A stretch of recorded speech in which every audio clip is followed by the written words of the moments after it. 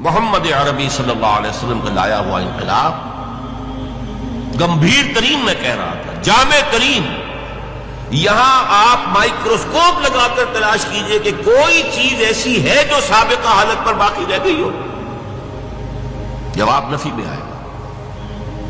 عقائد بدل گئے، نظریات بدل گئے، انفرادی شخصیتیں بدل گئی، اخلاق بدل گئے، شب و روز کے انداز بدل گئے، صبح و شام کا انداز بدل گیا، نشست و برخاست کے انداز بدل گئے، پھر سماجی نظام بدل گیا، سیاسی نظام بدل گیا، معاشی نظام بدل گیا. وہ قوم جس میں کہ لکھے پڑھے لوگ بمشکل انگلیوں پر گنے جا سکتے تھے، وہ علوم کی موجد ہو گئی، دنیا کی استاد بن گئی. اس نے مشرق و مغرب سے علوم لیے، یونان سے بھی لیے اور چین اور ہند سے بھی لیے، انہیں ڈیولپ کیا، بڑھایا اور پورے عالم انسانیت کی طرف پھیلا دیا. یہ سارا کام انقلاب عظیم، گمبھیر ترین، ہمہ گیر ترین، جامع ترین انقلاب. تو چہ نسبت خاطرہ بعالم پاک، یہ فرانس کا ریولوشن کہاں کھڑا ہوگا انقلاب محمد صلی اللہ علیہ وسلم کے تقابل میں؟ مارس کا انقلاب کہاں کھڑا ہوگا انقلاب محمد صلی اللہ علیہ وسلم کی تناظر میں؟ نمبر 2، ان تمام انقلابات کے اندر یہ چیز قدر مشترک ہے کہ فکر دینے والے اور دعوت کا آغاز کرنے والے کچھ اور لوگ تھے، لیکن وہ صرف قلم کار تھے، وہ صرف رائٹرز تھے، مصنفین تھے، وہ مرد میدان نہیں تھے. وہ انقلاب کے لیے عملی جد و جہد میں سامنے نہیں آ سکے. انہوں نے خود آگے بڑھ کر کوئی انقلابی جماعت نہیں بنائی، انہوں نے خود آگے آ کر انقلابی جو جد و جہد تھی اس کی قیادت نہیں کی. نہیں، وہ تو صرف پیپل آف دی ڈیسک تھے. انقلاب کچھ اور لوگوں کے زیر سرکردگی، کچھ اور لوگوں کی زیر قیادت، کچھ اور لوگوں کی رہنمائی میں وجود میں آیا. فرانس میں والٹیئر اور روسو مفکرین کی حیثیت سے، مصنفین کی حیثیت سے بہت اونچا مقام ہے، لیکن وہ میدان کے آدمی تھے ہی نہیں. یہی وجہ ہے کہ انقلاب فرانس جو ہے وہ بہت بلڈی ریولوشن کہلاتا ہے، اس لیے کہ قیادت کوئی تھی نہیں. وہ تو ایک فکر تھا جو پھیل گیا تھا، اس نے لوگوں میں ایک جوش و خروش پیدا کر دیا. اسپونٹینیس جو ہے وہ ایک لاوا پھٹا ہے، اور اس لاوا پھٹنے میں چونکہ کوئی تنظیم تھی ہی نہیں، کوئی قیادت تھی ہی نہیں، لہذا انتہائی خونی انقلاب ہوا، بہت بلڈی ریولوشن.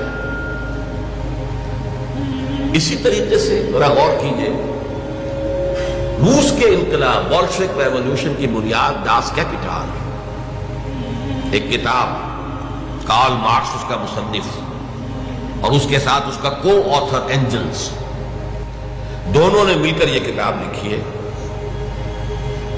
لیکن یہ کہ یہ بھی نوٹ کر لیجئے کہ اس کتاب کی تاثیر، اس کے وہ کتنی پروفاؤنڈ کتاب ہے، کس طرح اس نے ذہنی انسانی کو اپنی گرفت میں لیا ہے، کس طرح اس نے ساری تعبیرات کو بدل کر رکھ دیا، پوری حیات انسانی کا خالص مادی جو ہے تعبیر کی ہے، روحانیات سے، مذہب کی بالکل نفی کرتے ہوئے، لیکن مدلل اس انداز سے، اس طور سے کہ اس نے لوگوں کو گرپ میں لیا ہے، ان کو پوزیس کیا ہے، اس درجے پوزیس کیا ہے کہ پھر موٹیویٹ کیا ہے کہ جانے تک دے دیں انقلاب پر پکڑ.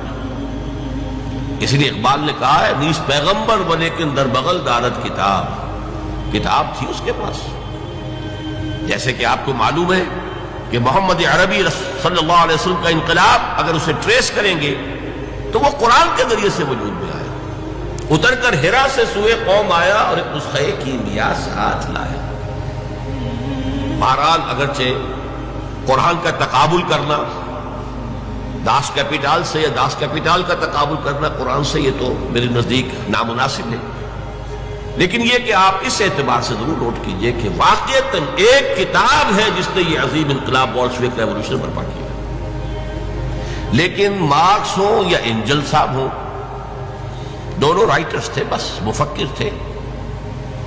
انہوں نے اپنی کتاب لکھی جرمنی اور لندن میں بیٹھ کر،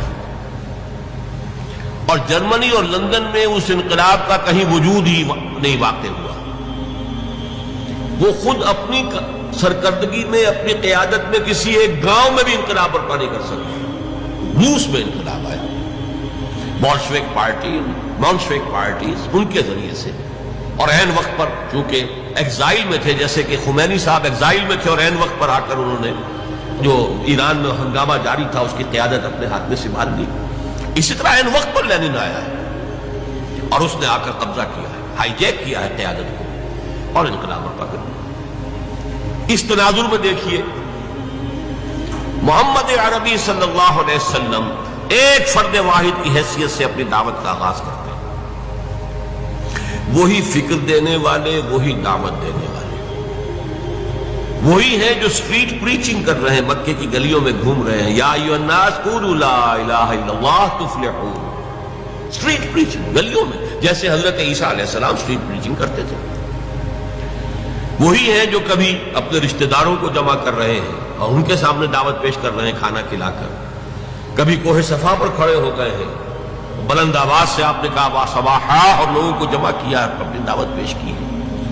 وہی شخص کہ جو فرد واحد کی حیثیت سے، ایک داعی کی حیثیت سے سامنے آیا، کل 22 برس میں اس نے پورے انقلاب کی تکمیل کر دی اور ہر مرحلے پر اس کی قیادت خود فرمائی۔